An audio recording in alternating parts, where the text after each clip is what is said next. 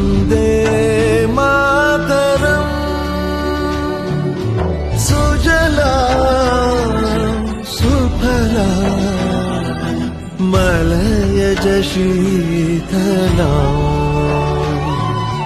सस्यश्यामला मातरम् वन्दे मातरम्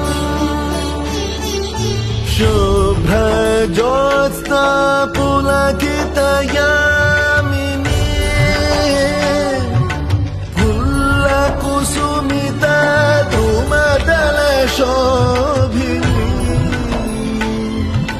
सुहासिनी सुमधुरभाषिणी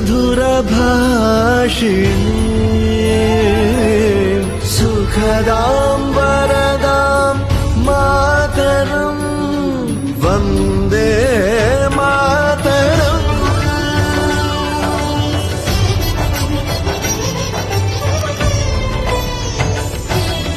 कोटि कोटि कंठ कल कल निनाद कराले कोटि कोटि भुजैर्धृत खर करवाले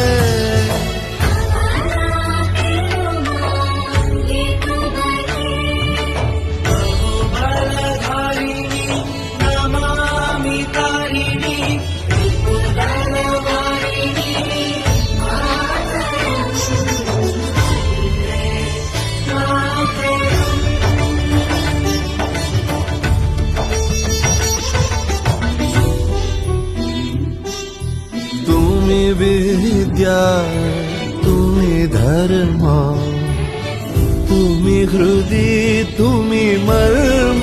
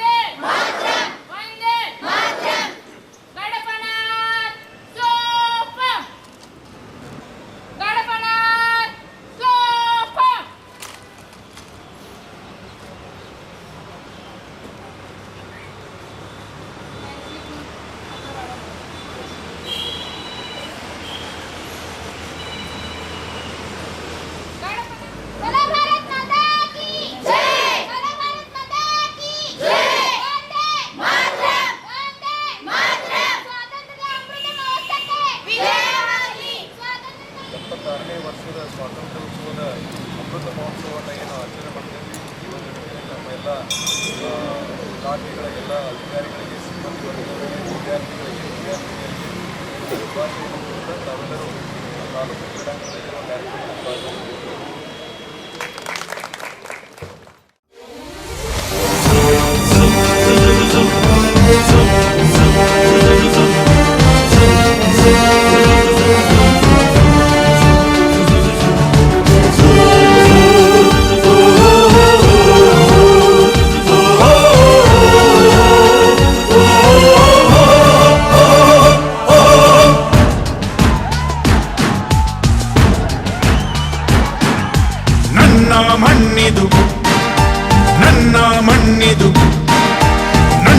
ಮಣ್ಣಿದು ಕನ್ನಡ ಮಣ್ಣು ನನ್ನುಸಿರಲ್ಲಿ ಕಂಪಿಸೋ ಮಣ್ಣು ಧಮನಿ ಧಮನಿಯಲ್ಲಿ ನರ್ತಿಸೋ ಮಣ್ಣು ವಿಶ್ವಮಾನವತೆ ಸಾರಿದ ಮಣ್ಣು ಕನ್ನಡದಿ ಈ ಪುಣ್ಯವತಿ ನನ್ನಡೆದ ಸೌಭಾಗ್ಯವತಿ ನನ್ನ ಮಣ್ಣಿದು ಕನ್ನಡ ಮಣ್ಣು ನನ್ನುಸಿರಲ್ಲಿ ಕಂಪಿಸೋ ಮಣ್ಣು ಧಮನಿ ಧಮನಿಯಲ್ಲಿ ನರ್ತಿಸೋ ಮಣ್ಣು ವಿಶ್ವಮಾನವತೆ ಸಾರಿದ ಮಣ್ಣು ಕನ್ನಡದಿ ಈ ಪುಣ್ಯವತಿ ನನ್ನಡೆದ ಸೌಭಾಗ್ಯವತಿ.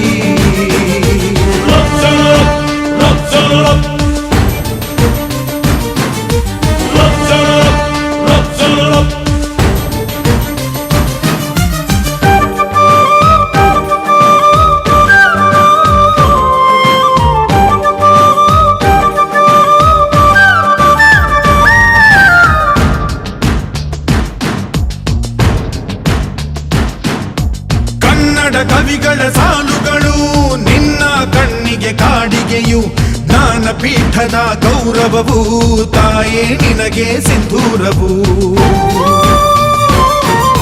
ಜನಪದ ಕಲೆಗಳ ಸಿಂಚನವೇ ಕನ್ನಡಾಂಬೆಯ ಕೈಬಳೆಯು ಮನುಕುಲ ಮೆಚ್ಚುವ ನಾಟ್ಯ ಕಲೆ.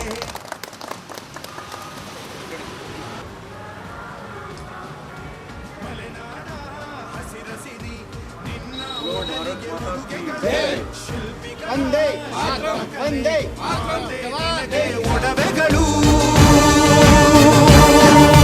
ಜನಿಸುವ ಮನುಜನೇ ಕನ್ನಡ ಮಣ್ಣಲಿ ಸ್ವರ್ಗವ ಕಾಣುವೆ ನನ್ನ ಈ ಮಣ್ಣಲಿ ಪುಣ್ಯದ ಮಣ್ಣು.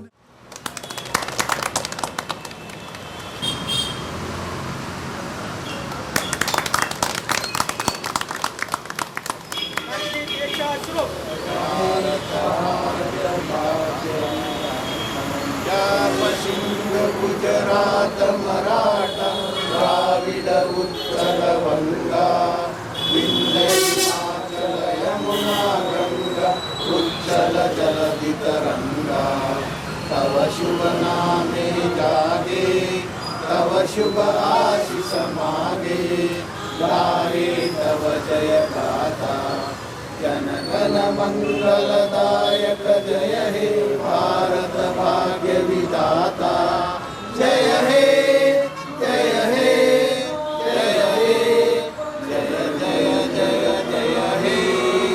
बोलो भारत माता की जय, बोलो भारत माता की जय, वंदे मातरम, वंदे मातरम। स्वातंत्र्य अमृत महोत्सव के स्वातंत्र्य अमृत महोत्सव के Vande Mataram, Vande Mataram.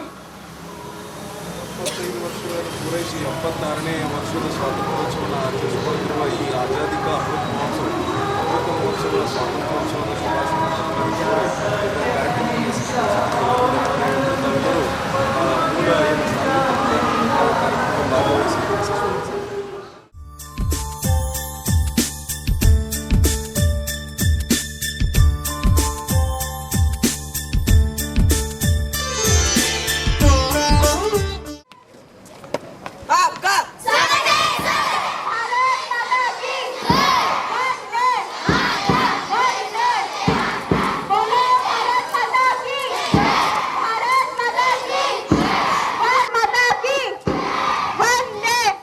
Over to the in charge.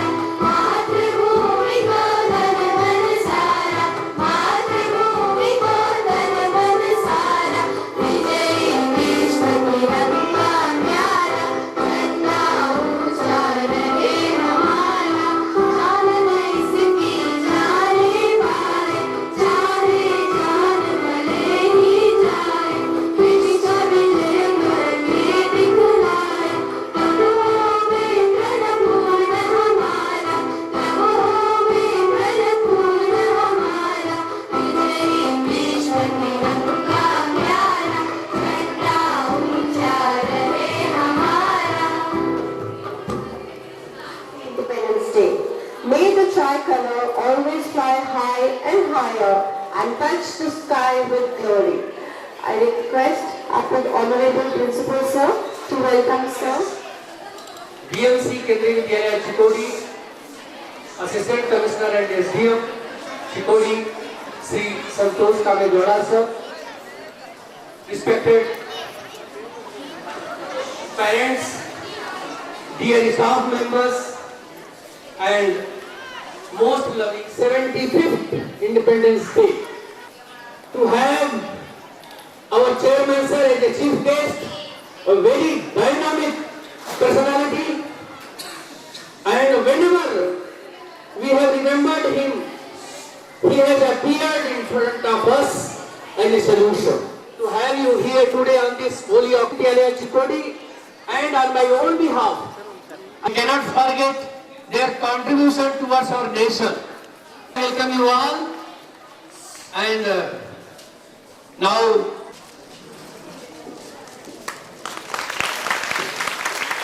So your presence has added charm to our politics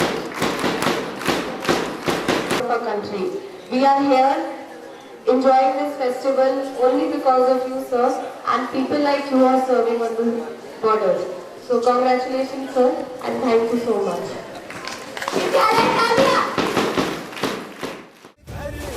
तिरंगा घरोघरी तिरंगा प्रत्येक घरी तिरंगा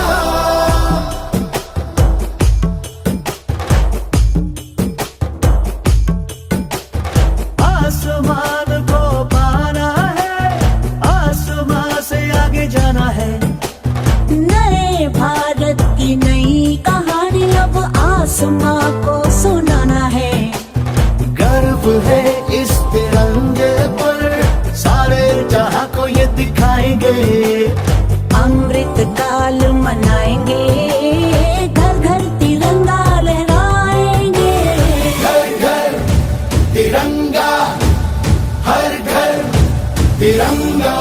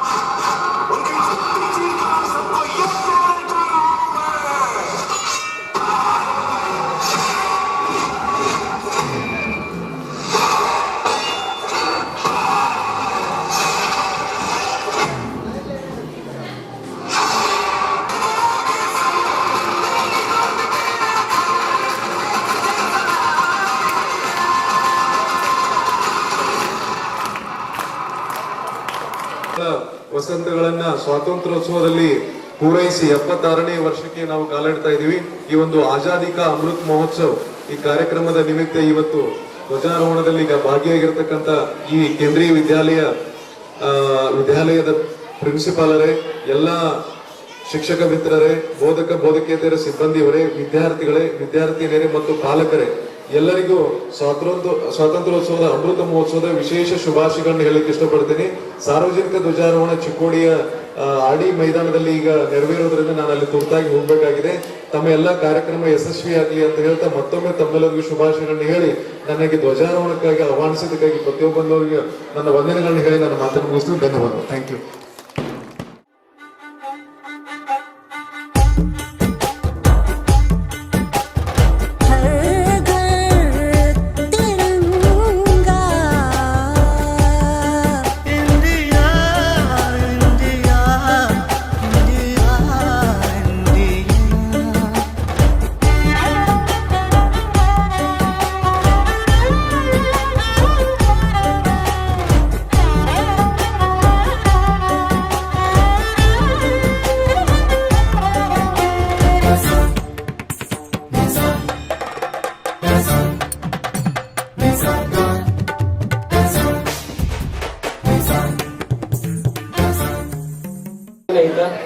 ಭಾರತ ಮಾತೆಯ ಮತವೇ ನನ್ನ ಮತ ಎಂದು ರಾಷ್ಟ್ರ ಮಾತೆಯೊಂದಿಗೆ ಸಮರ್ಪಿಸಿಕೊಂಡು ತಾಯ್ನಾಡಿನ ಸ್ವಾತಂತ್ರ್ಯಕ್ಕಾಗಿ ಹೋರಾಡಿದ ಹಾಗೂ ಹುತಾತ್ಮರಾದ ಅಸಂಖ್ಯಾತ ಸ್ವಾತಂತ್ರ್ಯ ವೀರರನ್ನು ಸ್ಮರಿಸಿ ಗೌರವ ನಮನಗಳನ್ನು ಅರ್ಪಿಸುವ ದಿನ ಇಂದು.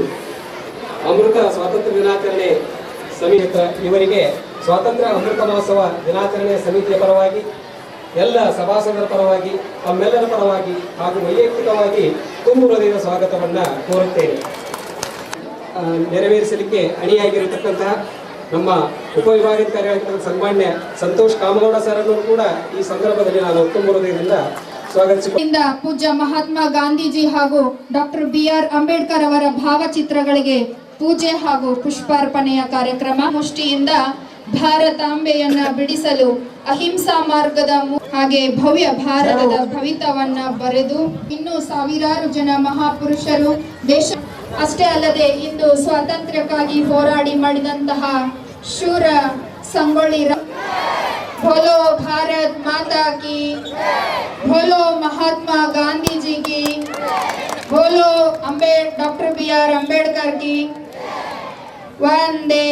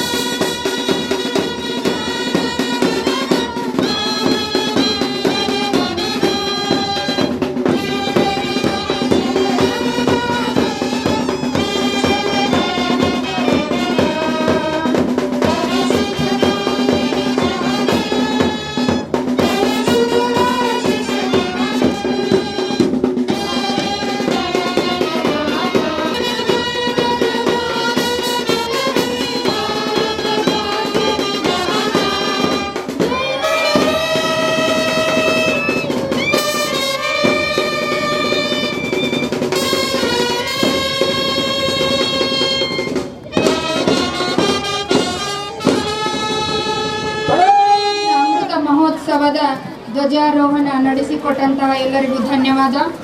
ಹಾಗೆ ಉಪವಿಭಾಗಾಧಿಕಾರಿಗಳಾದ ಶ್ರೀ ಸಂತೋಷ್ ಪರೇಡ್ ವೀಕ್ಷಣೆ ಮಾಡಲು ಅವರನ್ನ ಕರೆದೊಯ್ಯಲು ಬರುತ್ತಿದ್ದಾರೆ. ಚಿಕ್ಕೋಡಿ ತಾಲೂಕಿನ ಸಬ್ ಇನ್ಸ್ಪೆಕ್ಟರ್ ಆಗಿರುವಂತಹ ಶ್ರೀ ಯಮನಪ್ಪ ಮಾಮ್ ಸಾಹೇಬರು.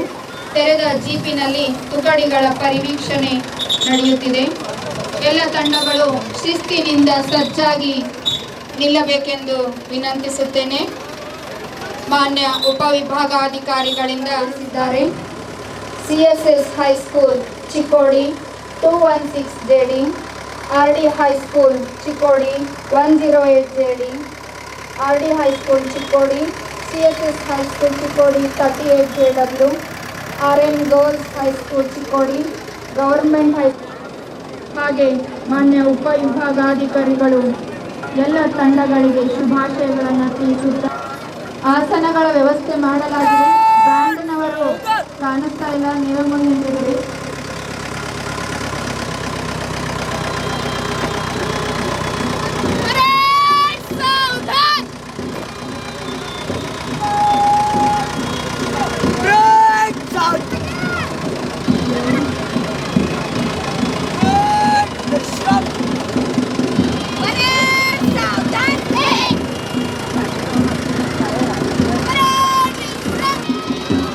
ನಿಮ್ಮ ನಿಮ್ಮ ಸ್ಥಾನದಲ್ಲಿ ನಿಂತ್ಕೋಬೇಕಲ್ಲ. ಇನ್ನೂ ಕಾರ್ಯಕ್ರಮಗಳು ತುಂಬಾ ಇರಬೇಕು.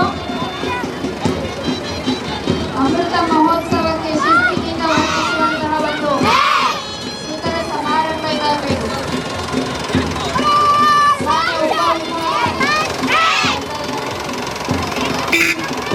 ಧನ್ಯತಾ ಭಾವವನ್ನ ಪಡೆಯುತ್ತಾನೆ ಇಂದು. ಭಾರತ ಮಾತೆಗೆ ಜನ್ಮ ದಿನದ ಸಂಭ್ರಮ ಮನೆ ಮನೆಯ ಮೇಲೆ ಹಾರುತ್ತಿದೆ. Seek your kind permission to commence the parade, sir. Attention! Parade! ವೇದಿಕೆಯಲ್ಲಿ ಎಲ್ಲ ಗೌರವಾನ್ವಿತ ಅಂತಹ ಗೌರವ ವಂದನೆಯನ್ನ ಸ್ವೀಕರಿಸಬೇಕೆಂದು ಕೇಳಿಕೊಳ್ಳುತ್ತಿದ್ದೇನೆ.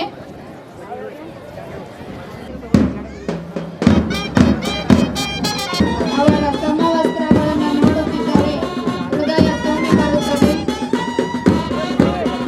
ಇಂದಿನ ದೇಶಭಕ್ತಿಯ ಭಾವ ಹಿಡಿಯಲು ಇಂತಹ ಒಂದು ಗೌರವ ವಂದನೆ ಅತ್ಯಂತ ಅವಶ್ಯಕವಾಗಿ ನಮಗೆ ಬೇಕೇ ಬೇಕು.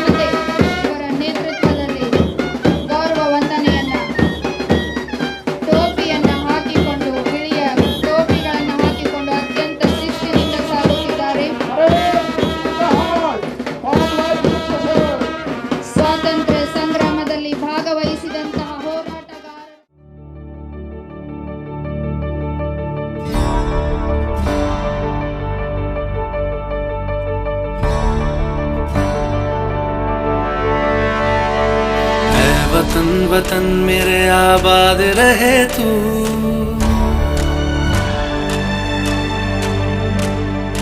ऐ वतन वतन मेरे आबाद रहे तू, ऐ वतन वतन मेरे आबाद रहे तू। मैं जहाँ रहूं जहाँ मैं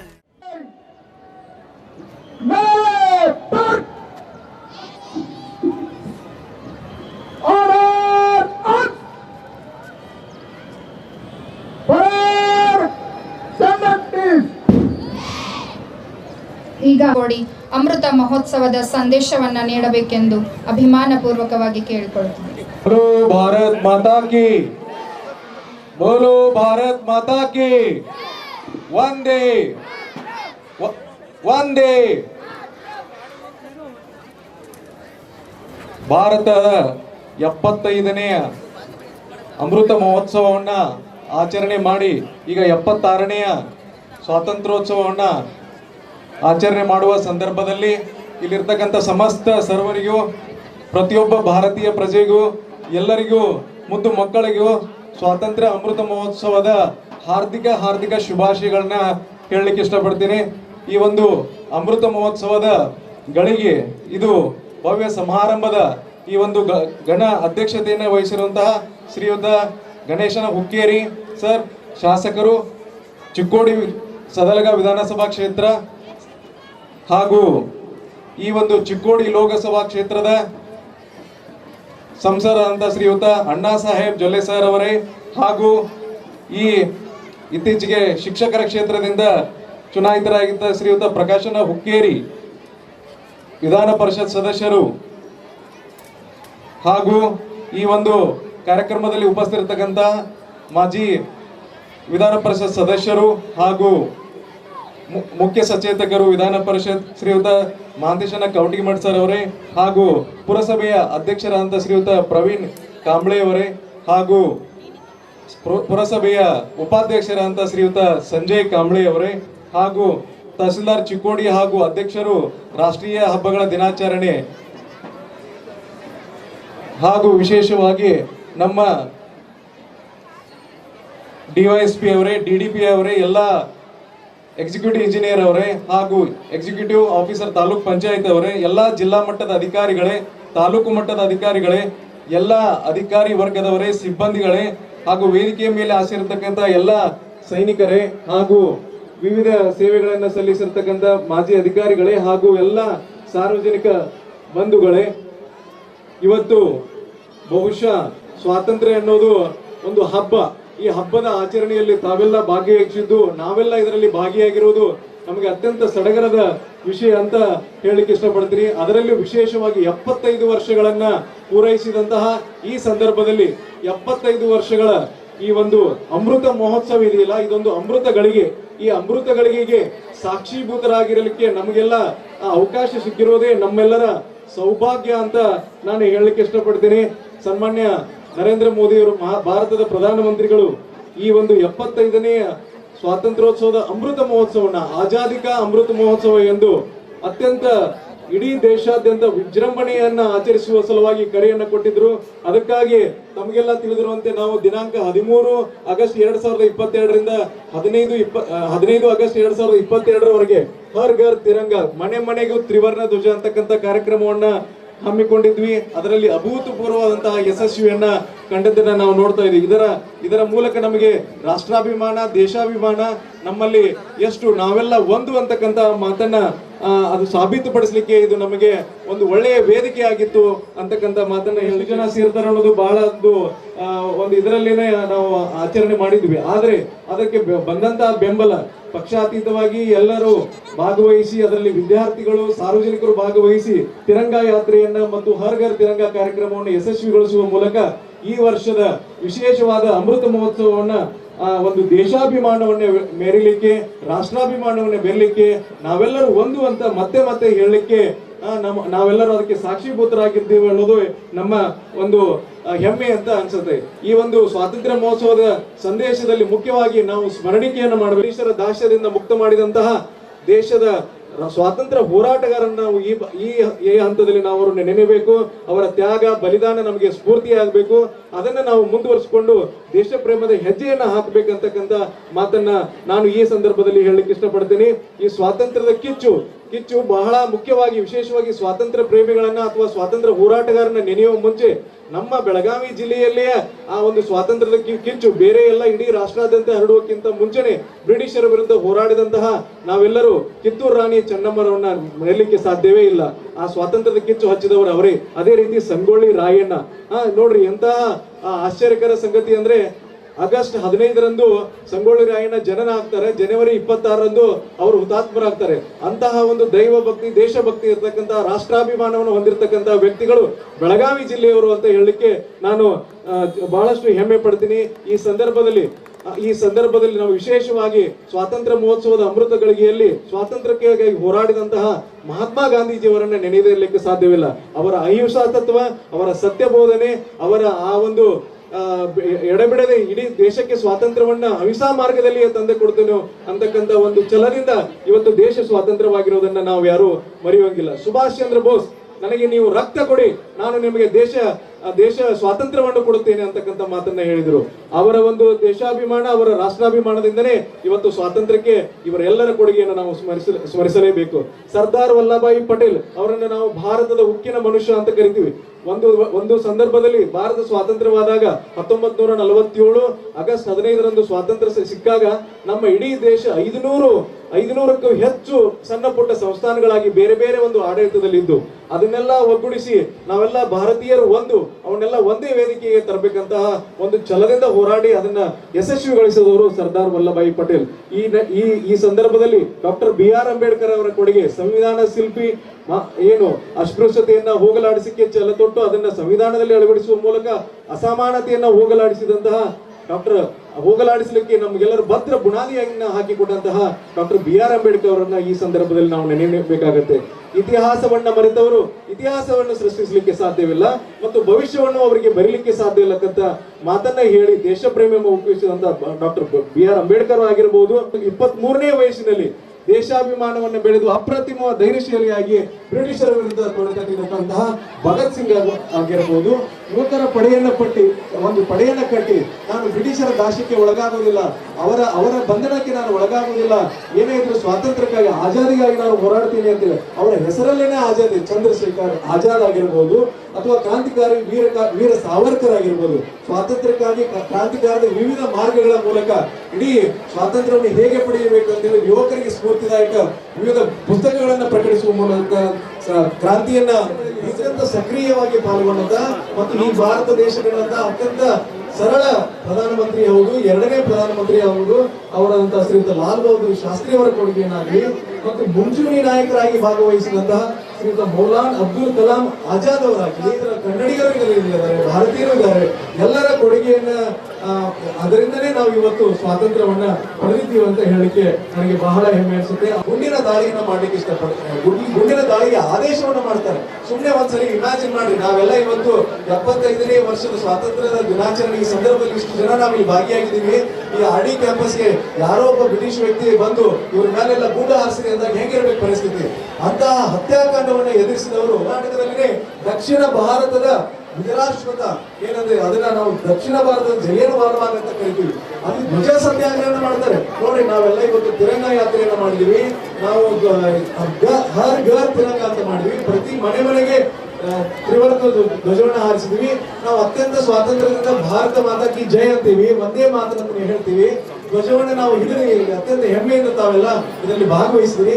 ಈ ಸ್ವಾತಂತ್ರ್ಯ ನಮಗೆ ಇರಲಿಲ್ಲ, ನಮ್ಮ ದೇಶದ ಧ್ವಜವನ್ನ ಹಿಡಿಯುವ ಸ್ವಾತಂತ್ರ್ಯ ನಮಗೆ ಇರಲಿಲ್ಲ, ನಮ್ಮ ದೇಶಕ್ಕೆ ಜೈಕಾರ ಹಾಕುವ ಸ್ವಾತಂತ್ರ್ಯ ಇರಲಿಲ್ಲ.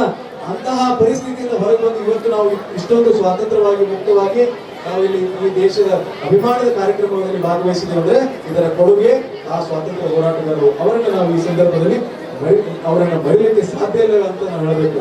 ನಮಗೆ ಸಂವಿಧಾನದಲ್ಲಿ ಡಾಕ್ಟರ್ BR ಅಂಬೇಡ್ಕರ್ ಅವರು ಸಂವಿಧಾನದಲ್ಲಿ ಮೂಲಭೂತ ಹಕ್ಕುಗಳನ್ನು ಕೊಟ್ಟಿದ್ದಾರೆ, ಅದರ ಜೊತೆಗೆ ಕರ್ತವ್ಯಗಳನ್ನು ಕೊಟ್ಟಿದ್ದಾರೆ. ಆ ಕರ್ತವ್ಯಗಳನ್ನ ನಾವು ಏನಾದ್ರೂ ಅತ್ಯಂತ ನಿಷ್ಠೆಯಿಂದ ನಾವು ಏನಾದ್ರೂ ಪಾಲಿಸಿದ್ವಿ ಆದ್ರೆ ಬಹುಶಃ ಇವತ್ತು 75 ವರ್ಷಗಳನ್ನ ಈ ಒಂದು ಪೂರೈಸಿದ ಸಂದರ್ಭದಲ್ಲಿ ನಾವು ಇದನ್ನ ಹೆಮ್ಮೆಯಿಂದ ನಾವು ಇದನ್ನ ಆಚರಿಸಲಿಕ್ಕೆ ನಮಗೆ ಸಾಧ್ಯ ಇದೆ. ನಾವು ಭಾರತೀಯರಾಗಿ ನಾವು ದೇಶ ನಮಗಾಗಿ ಏನು ಕೊಟ್ಟಿದೆ ಅನ್ನೋದನ್ನ ನಾವು ಯಾವತ್ತೂ ವಿಚಾರ ಮಾಡಬಾರ್ದು.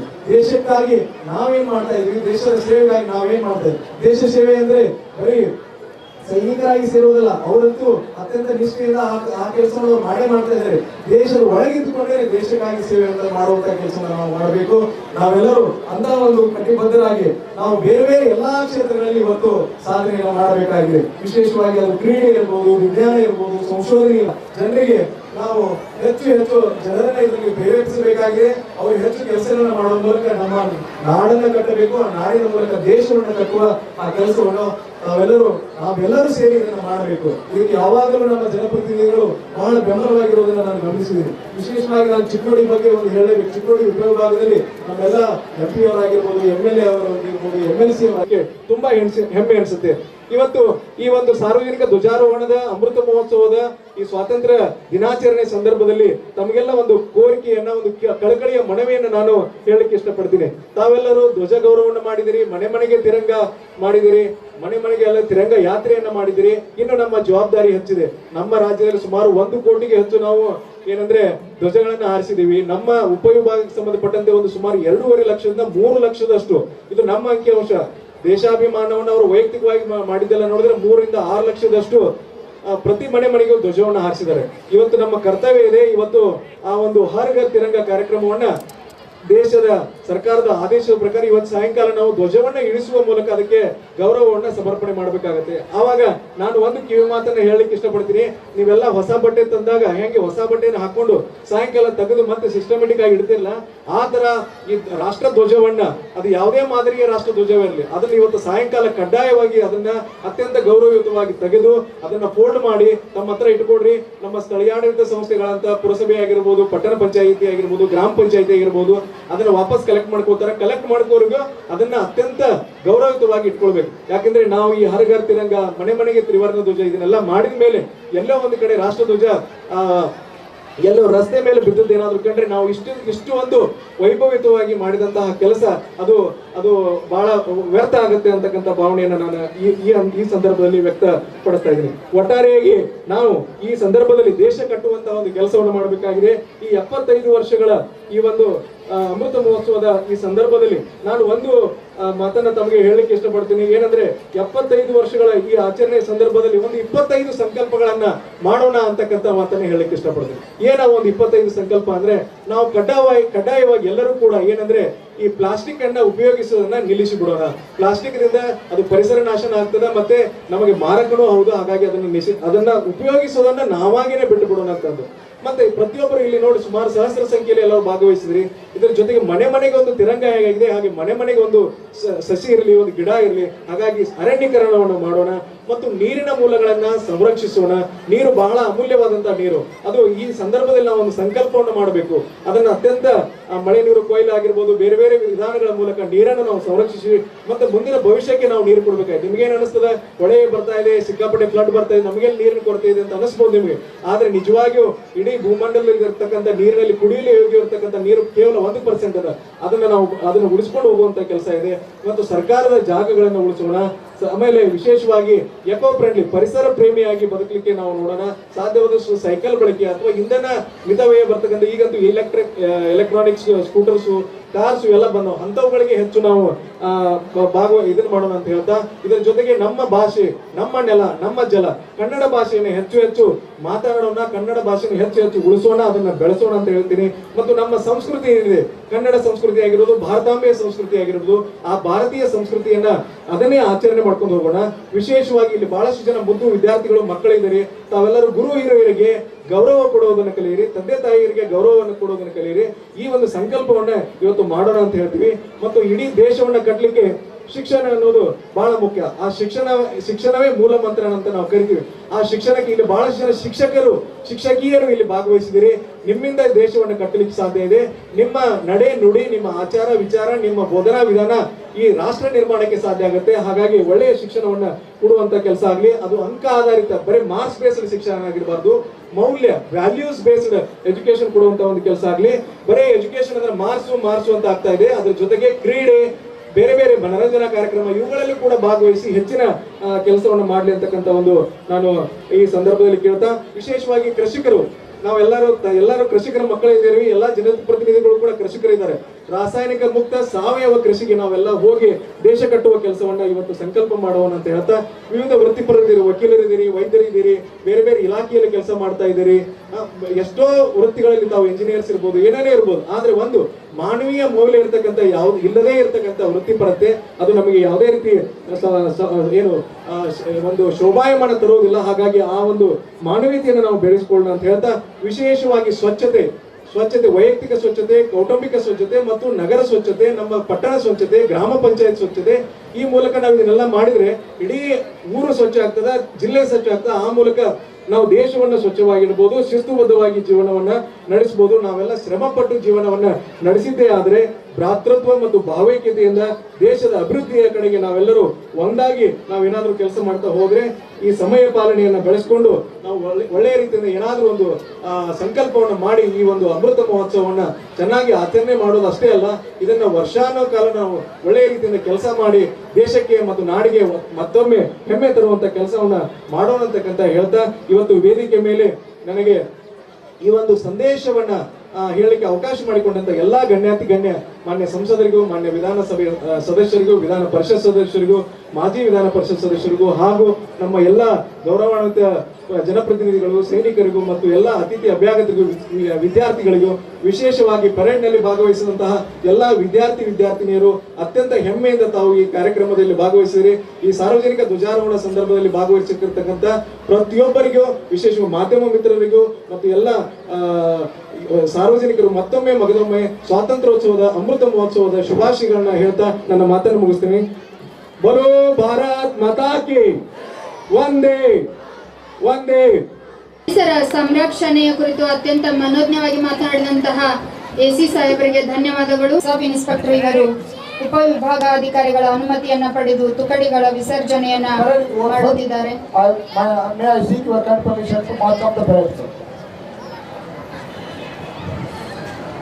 ಸ್ನೇಹಿತರೆ, ಪರೇಡ್ ವಿಸರ್ಜನೆಯಾಗುತ್ತಿದೆ ಹಾಗೂ ದೇಶಾಭಿಮಾನದ ಭಾವ ಕೊಬ್ಬುತ್ತದೆ. ಈ ದಿನದ ಬಗ್ಗೆ ಮಾತನಾಡಲು ಕಾರ್ಯಕ್ರಮದ ಮುಖ್ಯ ಅತಿಥಿಗಳಾದ ಸನ್ಮಾನ್ಯ ಶ್ರೀ ಪ್ರಕಾಶ್ ಹುಕ್ಕೇರಿಯವರು, ವಿಧಾನ ಪರಿಷತ್ ಸದಸ್ಯರು, ವಾಯುವ್ಯ ಶಿಕ್ಷಕರ ಮತಕ್ಷೇತ್ರ ಇವರನ್ನ ವೇದಿಕೆಗೆ ಆಹ್ವಾನಿಸುತ್ತಿದ್ದೇನೆ. ಸ್ವಾತಂತ್ರ್ಯ ದಿನಾಚರಣೆಯ ನಿಮಿತ್ತವಾಗಿ ಎಲ್ಲರಿಗೂ ಶುಭಾಶಯಗಳನ್ನು ಹೇಳುತ್ತಾ, ನಾನು ಈ ಸಮಾರಂಭದಲ್ಲಿ ಭಾಗಿಯಾಗಿದ್ದಕ್ಕೆ ಸಂತೋಷವನ್ನು ವ್ಯಕ್ತಪಡ್ತಾ ಇದ್ದೇನೆ. ಸ್ವಾತಂತ್ರ್ಯ ಹೋರಾಟಗಾರ ತ್ಯಾಗವನ್ನು ಸ್ಮರಿಸುತ್ತಾ, ಅವರ ತ್ಯಾಗ ಬಲಿದಾನ ಆಗಸ್ಟ್ 1947 ಸ್ವಾತಂತ್ರ್ಯ ಸಿಕ್ಕು ನಮಗೆ 75 ವರ್ಷಗಳು ಆಗಿದ್ದಾವೆ. ವಿಶೇಷವಾಗಿ ಇವತ್ತು ಕಾಮಗೋಡ್ ಅವರೇ, ಈ ಸಮಾರಂಭದ ಅಧ್ಯಕ್ಷರಾದ ಗಣೇಶ್ ಹುಕ್ಕೇರಿ ಅವರೇ, ವಿಶೇಷವಾಗಿ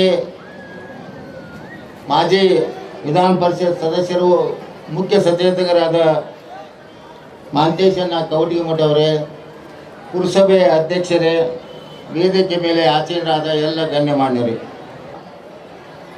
ಜೆಂಡಾವನ್ನು ಹಚ್ಚುವಂಥ ಒಂದು ವ್ಯವಸ್ಥೆಯನ್ನು ನಾವು ಮಾಡಿದ್ದೀವಿ.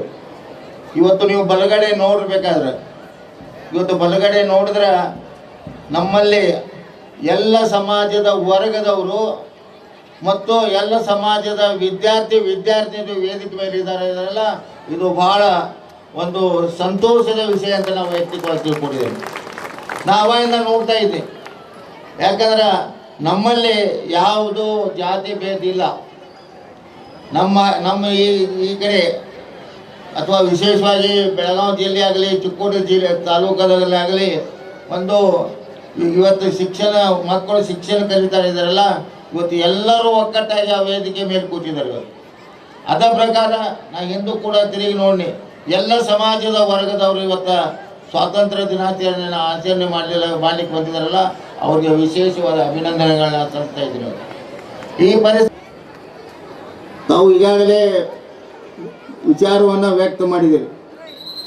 ತಾವು ಇವತ್ತ ಒಂದು ವರ್ಷದ ಒಳಗಾಗಿ ಏನು ಅದನ್ನು ಪ್ರವಾಹದಿಂದ ಮುಕ್ತ ಮಾಡಬೇಕಂತ ಜನರನ್ನು ನಾವು 5 ಬ್ರಿಡ್ಜ್ಗಳನ್ನ 1913ರಲ್ಲಿ ನಾವು ಇರ್ಬೋದು, ಕವಟಿಗಿ ಮಠ ಅವರು ಇರ್ಬೋದು, 1917ರಲ್ಲಿ 5 ಬ್ರಿಡ್ಜ್ಗಳನ್ನು ನಾವು ಮಂಜೂರು ಮಾಡಿಸಿದ್ವಿ. ಉದಾಹರಣೆ ಕಲ್ಲೋಳು ಮತ್ತು ಯಡೂರು ಇರ್ಬೋದು, ಮತ್ತು ಮಲಿಕ್ವಾಡ್ ದತ್ವಾಡ್ ಇರ್ಬೋದು, ಜುಗುಳ್ ಖಿದ್ರಾಪುರ ಇರ್ಬೋದು, ನಮ್ಮ ಕುಡ್ಚಿ ರಾಯಬಾಗ್ ಇವು ಅಂತ. बोलो भारत माता की बोलो. ದಿನಾಚರಣೆ ಕಾರ್ಯಕ್ರಮದಲ್ಲಿ ವೇದಿಕೆ ಮೇಲೆ ಉಪಸ್ಥಿತಂತ ಧ್ವಜಾರೋಹಣ ಮಾಡಿದಂತ ಅಸಿಸ್ಟೆಂಟ್ ಕಮಿಷನರ್ ಆದ ಸಂತೋಷ್ ಕಾಮಗೋಡ್ ಅವರೇ, ನೂತನ ಮೇಲ್ಮನೆಯ ಸದಸ್ಯರ ಹಾಗೂ